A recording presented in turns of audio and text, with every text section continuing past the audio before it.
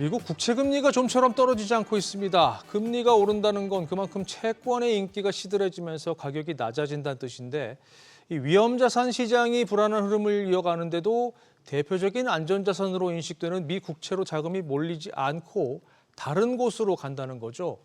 그렇다면 언제까지 이런 상황이 이어질까요? 김성훈 기자와 함께 분석해 보겠습니다. 김 기자, 최근 미국 채권 시장 흐름이 불안합니다. 네, 그렇습니다. 시중금리의 벤치마크 역할을 하는 미 10년 만기 국채금리는 현재 4.35% 수준에서 움직이고 있습니다. 지난달 19일에는 무디스의 미국 국가신용등급 강등 여파에 장중 심리적 저항선이 4.5%를 돌파한 바 있는데요. 이후에도 4.5% 부근에서 급등락하면서 높은 금리 수준을 이어가고 있는 겁니다. 네. 지금 악재로 작용하고 있는 건 역시 미국의 재정 적자 문제죠. 네, 그렇습니다. 무엇보다 트럼프 대통령의 강력한 감세한 추진 의지가 국채 시장 불안감을 키우고 있습니다. 트럼프 대통령은 최근 개인 소셜미디어에 모든 공화당 의원들이 감세 법안을 7월 4일 이전에 내 책상 위로 가져오기 위해 가능한 한 신속히 일할 것을 촉구한다고 밝혔는데요. 하지만 트럼프 대통령이 크고 아름다운 법안이라고도 표현하는 이 감세안은 재정적자 상황을 더 악화시킬 것으로 전망됩니다. 이미 미국의 재정적자 규모는 GDP의 1.2배에 달하는 36조 2,200억 달러, 우리 돈으로 5경 원에 육박하는데요. 미 의회 예산국은 관련 법안이 시행되면 10년간 2조 4천억 달러, 우리 돈 3,270조 원이 더 늘어날 것으로 추산하고 있습니다. 미 정부가 주로 국가부채를 미 국채로 틀어막고 있는 상황에서 재정적자 확대는 미 국채에 대한 신뢰를 악화시켜 국채 가격은 떨어뜨리고 금리는 밀어 올리게 됩니다. 네, 실제로 최근 자산시장 흐름을 보면 미국 국채에 대한 투자자들의 신뢰도가 많이 약해졌어요. 네, 맞습니다. 최근 미 국채 가격과 달러 움직임이 시장 공식에서 벗어난 흐름을 보이면서 두 자산이 안전자산으로서 신뢰가 크게 훼손된 것 아니냐는 해석도 나오고 있습니다. 보통 미 국채 금리와 달러 가치는 같은 방향으로 움직인다는 인식이 있는데요. 채권의 수익률이기도 한 금리가 오르면 투자자들은 이를 매력적인 투자처로 인식해서 미국 자산의 수요가 늘면서 강달러 흐름을 보이는데요. 하지만 파이낸셜 타임즈는 지난 4월 2일 트럼프 대통령의 상호관세 발표 이후에 미 국채 금리는 상승 흐름을 보였지만 달러 가치는 하락했다고 지적했습니다. 그러면서 두 지표 간 상관관계가 최근 3년 사이 최저 수준으로 떨어졌다고 설명했습니다. 투자자들이 국채금리 상승을 미 재정 악화와 정책 불확실성 등 비정상적인 요인에 따른 것으로 판단하고 있다고 분석했는데요. 이에 금이나 유로화 등 다른 자산으로 이동하면서 달러 약세가 나타나고 있다는 겁니다. 이를 두고 파이낸셜 타임즈는 미국 경제의 신뢰의 위기라는 경고등이 켜졌다고 평가했습니다. 블룸버그는 해외 보험사와 연금펀드 같은 기관 투자자들이 미 국채 대신에 높은 국가 신용 등급을 유지하고 있는 호주와 싱가포르 등의 국채로 투자 포트폴리오를 조정하고 있다고 전하기도 했습니다. 상황이 이렇다 보니까 월가에서는 경고음이 계속해서 나오고 있죠. 네, 맞습니다. JP모건의 제이미 다이먼 CEO는 채권 시장의 균열이 곧 발생할 것이라고 경고했습니다. 다이먼 CEO는 6개월 뒤일지 6년 뒤일지는 모르지만 곧 균열이 일어날 것이라고 말했습니다.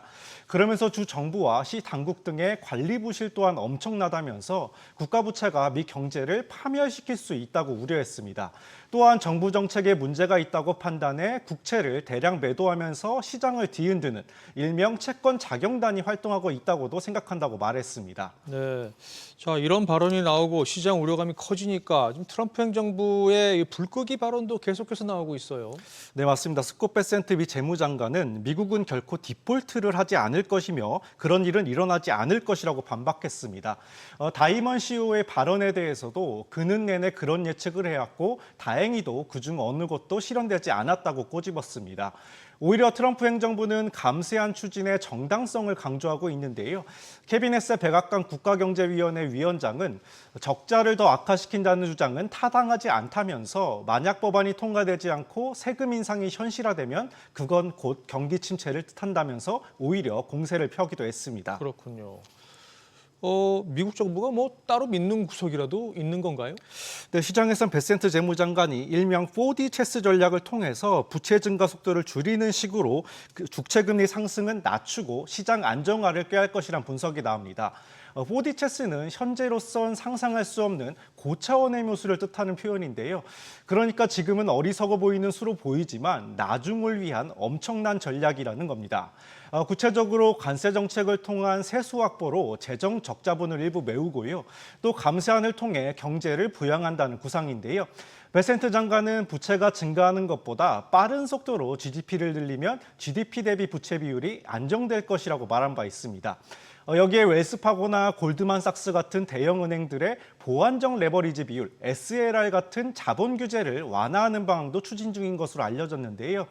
뱅크런 같은 예기치 못한 사고에 대비해서 일정한 자기 자본을 쌓도록 한 규제인데 이를 완화해서 대형 은행들이 국채 매입에 나설 수 있도록 여력을 키워준다는 겁니다. 또 최근 트럼프 대통령이 파월 연준 의장과 회동한 가운데 연준이 국채 매입을 늘리도록 압박할 가능성도 있습니다. 최근 신뢰도 하락 속에 20년 만기 국채 경매가 흥행 부진을 겪은 가운데 국채 매입 수요를 늘려서 가격을 올리고 금리는 낮추는 겁니다. 다만 도이체뱅크는 이 같은 조치가 인플레이션 기대를 끌어올려서 역효과를 낼 수 있다고 지적했습니다. 그러면서 국채 수익률을 안정화시킬 수 있는 건 연준이 아니라 미 의회뿐이라면서 재정 적자를 감축하려는 노력이 중요하다고 주장하기도 했습니다. 네, 결과적으로 지금이 중요한 시점이란 얘기인데 당분간은 채권 시장의 불안한 흐름이 이어질 수밖에 없겠군요. 네, 그렇습니다. 일단 시장에선 관세 정책의 불확실성이 커진 측면을 추가 악재로 보고 있는데요. 상호 관세를 둘러싼 법정 공방 이후에 트럼프 대통령이 다시 관세 압박 수위를 높이고 있기 때문입니다.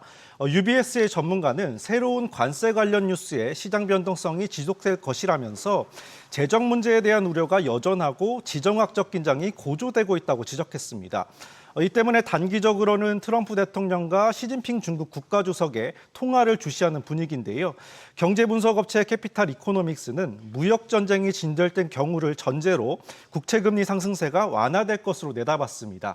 그러면서 높은 시장 변동성에도 불구하고 연말에는 현재의 금리 수준을 유지하거나 하락할 가능성이 높다고 전망하기도 했습니다. 네, 기다려 봐야 되겠군요. 김성훈 기자 잘 들었습니다.